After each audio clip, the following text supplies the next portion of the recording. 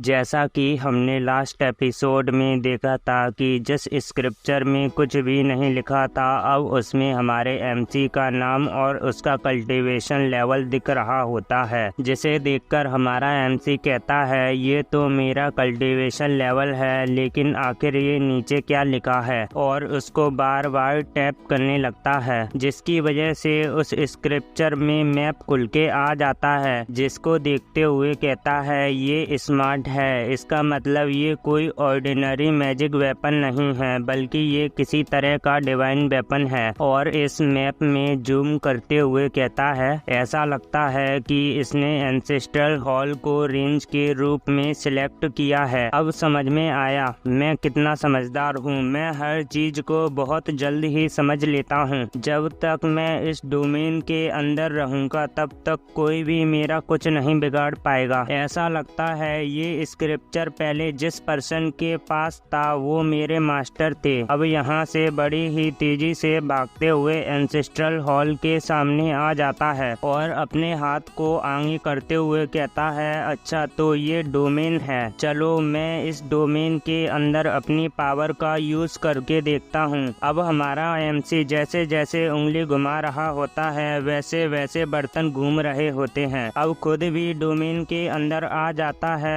और उड़ने की कोशिश करता है तो उड़ने लगता है और खुश होते हुए कहता है इस डोमेन के अंदर आकर मुझको तो ऐसा लग रहा है कि मैं तो इनविंसिबल बन गया हूँ। हमारा एमसी बड़े ही मजे से उड़ रहा होता है, लेकिन तभी एक पानी से भरे हुए बर्तन से टकरा जाता है, जिसकी वजह से उस बर्तन में से पानी गिरने लगता है। लेकिन ये पानी हमारे एमसी के डोमेन के अंदर होने के कारण हमारा एमसी बड़ी ही आसानी से इस पानी को कंट्रोल कर लेता है और ये पानी भी उड़ने लगता है। एमसी को सोते हुए कहता है क्या बात है, मैं तो इस डोमेन के अंदर टाइम और स्पेस को भी कंट्रोल कर सकता हूँ। अब और भी खुशी के मारे उड़ने लगता है और कहता है इस स्क्रिप्चर की आने की वजह से अब तो मैं इनविंसिबल हो गया हूँ। इनविंसिबल वो होता है जिसको कोई ना मार सके ना ही उसका कोई अंत कर सके। एमसी ने पहले जो टेबल तोड़ दी थी उसको भी ठीक कर देता है और जो एंसेस्टर का स्टैचू टेढ़ा हो गया था उसको भी सीधा रख देता है और पहले जो गेट टूट गए थे उनको भी पहले जैसा कर देता है। अब इस डोमेन से बाहर आते हुए कहता है ये उतना भी बुरा नहीं है, चलो मैं देखता हूँ आखिर ये स्क्रिप्चर और भी क्या क्या कर सकता है। अब कुछ देर के बाद एंसेस्ट्रल हॉल में वापस आता है तो सामने का नजारा देखकर हैरान हो जाता है, क्योंकि हमारे एमसी ने जिन जिन सामानों को उड़ता हुआ छोड़ दिया था वो सभी जमीन पर गिर गए होते हैं और टूट भी गए होते हैं, जिन्हें देखकर कहता है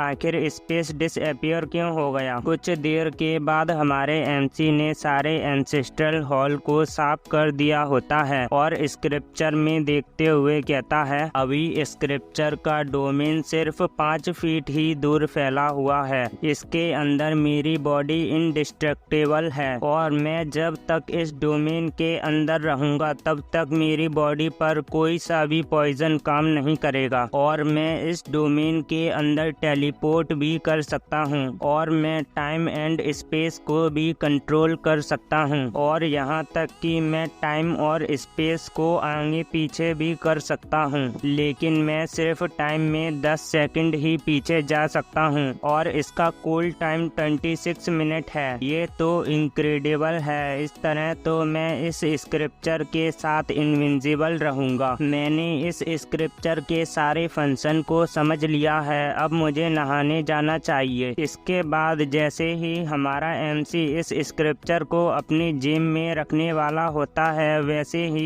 ये स्क्रिप्चर हमारे एमसी की बॉडी के अंदर चला जाता है, जिसे देखकर हमारा एमसी घबराते हुए कहता है ये सीक्रेट स्क्रिप्चर है, मेरी बॉडी इसे संभाल नहीं पाएगी। मुझे ट्राई करना चाहिए कि क्या मैं इसको अपनी बॉडी के अंदर से निकाल सकता हूँ या नहीं। जैसे ही उस स्क्रिप्चर को अपनी बॉडी में से निकालने की कोशिश करता है वैसे ही वो स्क्रिप्चर बाहर निकल आता है और इस स्क्रिप्चर को देखते हुए कहता है ये स्क्रिप्चर सचमुच मैजिकल है, ये मुझे हर बार सरप्राइज करता जा रहा है। जब इतनी अच्छी चीज सेक्ट में थी तो आखिर मेरे मास्टर ने मुझको ये पहले क्यों नहीं दी? क्या ऐसा हो सकता है कि उस ओल्ड मैन को भी इस ट्रेजर के एग्जिस्टेंस के बारे में पता ना हो? मुझे इंतजार करना चाहिए। जब वो ओल्ड मैन वापस आएगा तब मैं उससे तियान कियांग सेक्ट की हिस्ट्री के बारे में पूछूंगा। अब एंसेस्ट्रल हॉल के दरवाजे को बंद करते हुए कहता है, जबकि अब मेरे पास खुद को प्रोटेक्ट करने की पावर आ गई है तो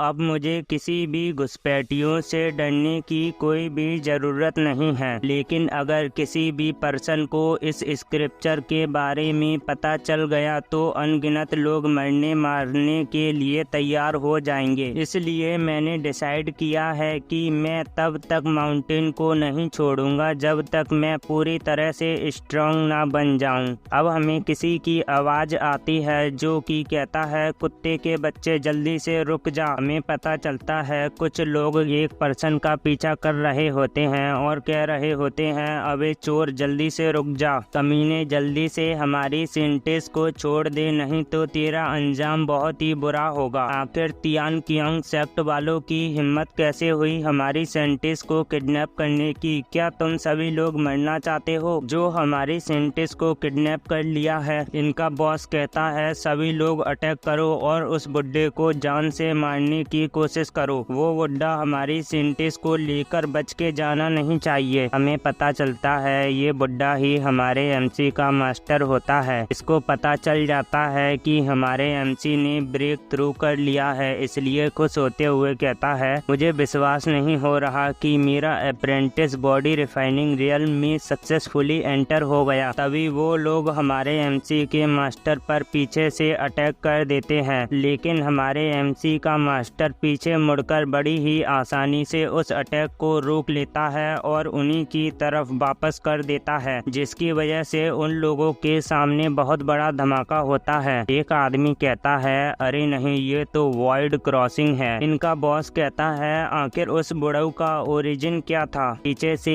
एक आदमी कहता है, वो इतनी स्पीड से वॉइड क्रॉसिंग मेथड का यूज कर सकता है, वो शायद से इमोर्टल रियल्म के 5वें लेवल का कोई एक्सपर्ट होगा। दूसरा आदमी कहता है, एरे सिंबल की मदद से भी हमारे सेक्ट में से कोई भी ऐसा पर्सन नहीं है जो इस लेवल तक पहुंच सका हो। तो क्या तुमको सच में लगता है कि वो इमोर्टल रियल्म के 5वें लेवल तक पहुंच चुका होगा? इन दोनों की बातों को सुनकर बॉस घबराते हुए मन में कहता है, क्या कोई तियान कियांग सेक्ट और मो तियान सेक्ट के बीच की अलायंस को डिस्ट्रॉय करना चाहता है? लेकिन आखिर वो लोग ऐसा क्यों करना चाहते हैं? यहाँ पर हमारे एमसी के मास्टर का टोकन रह गया होता है, जिसे एक आदमी देख लेता है और कहता है, बॉस वो देखिए, आखिर वो क्या है? और जल्दी से जाकर उस टोकन को लाकर बॉस को दे देता है, जिसे देखकर बॉस बड़े ही गुस्से में आ जाता है। शायद से बॉस को पता चल गया होगा कि ये टोकन किस सेक्ट का है। अब हमारा सीन शिफ्ट होकर तियान कियांग सेक्ट को दिखाया जाता है, जहाँ पर एक पर्सन दूसरे पर्सन को जोर से मारता है, जिसकी वजह से वो बहुत दूर जाकर गिरता है। आप लोग कंफ्यूज हो रहे होंगे कि तियान कियांग सेक्ट तो हमारे एमसी का है, तो इस सेक्ट को तियान कियांग क्यों बोल रहा है? लगता है एक्सप्लेनर पागल हो गया है, लेकिन गाइस ऐसा कुछ नहीं है। हमारा एमसी तियान कियांग सेक्ट की छोटी सी ब्रांच में है और ये तियान कियांग सेक्ट की बड़ी सी ब्रांच है। तियान कियांग सेक्ट की कई सारी ब्रांचें हैं, जिनमें से हमारे एमसी की ब्रांच छोटी है और इन लोगों की ब्रांच बड़ी है। अब आप लोगों का कंफ्यूजन दूर हो गया होगा, तो चलिए वीडियो में आगे बढ़ते हैं। ये पर्सन और कोई नहीं, तियान कियांग सेक्ट का मास्टर है और इसका नाम फेंग कियांग है। कमीनो, तुम सभी किसी काम के नहीं हो।